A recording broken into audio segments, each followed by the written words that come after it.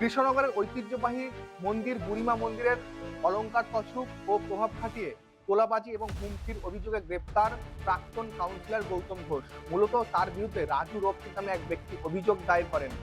এদিন গ্রেপ্তারের পর যখন তাকে স্বাস্থ্য পরীক্ষার জন্য হাসপাতালে নিয়ে যাওয়া হচ্ছিল, তখন তাকে ঘিরে চলে টিম থেরাপি।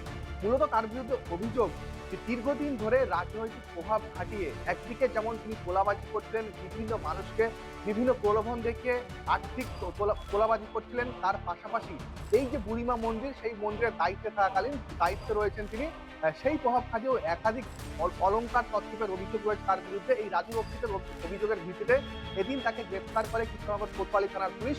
গ্রেপ্তার করে যখন আদালতে স্বাস্থ্য পরীক্ষার জন্য নিয়ে যাওয়া হয়, তখন তাকে টিম করে বেশ কয়েকজন বাসিন্দারা।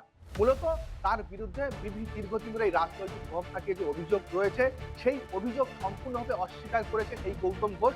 তার দাবি রাজনৈতিক ভাবে তাকে ফাঁসানো হয়েছে।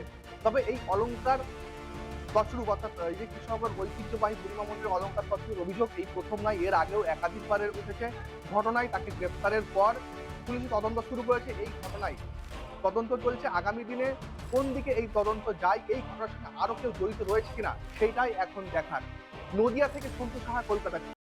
সেই হিসাব নিকাশ বুড়িমা দেবে, আর যা চেয়েছে তাকে বুঝিয়ে দেবে। এই বিষয়টা একটু যদি জানান, কারণ বুড়িমাতে এত বড় জাগ্রত, যার সোনা নাকি নিয়ে রাখতে পারে না, সেই জায়গায় আপনার বিরুদ্ধে এরকম অভিযোগ। আমার বিরুদ্ধেই তো করবে, আমি পলিটিক্যাল ম্যান না। সম্পূর্ণ কি রাজনৈতিক চক্রান্ত বলে মনে করছেন? আপনাদের কি মনে হচ্ছে? আমার পাড়ার লোক কেউ করেছে কমপ্লেন? না আমার কমিটির কেউ করেছে?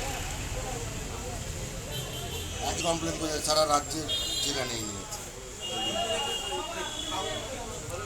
কারোর আক্রোশ থেকে? আপনার কি মনে হচ্ছে? মানে কারোর আক্রোশ ছিল সেই হিসেবে আপনার কি কি মনে হচ্ছে?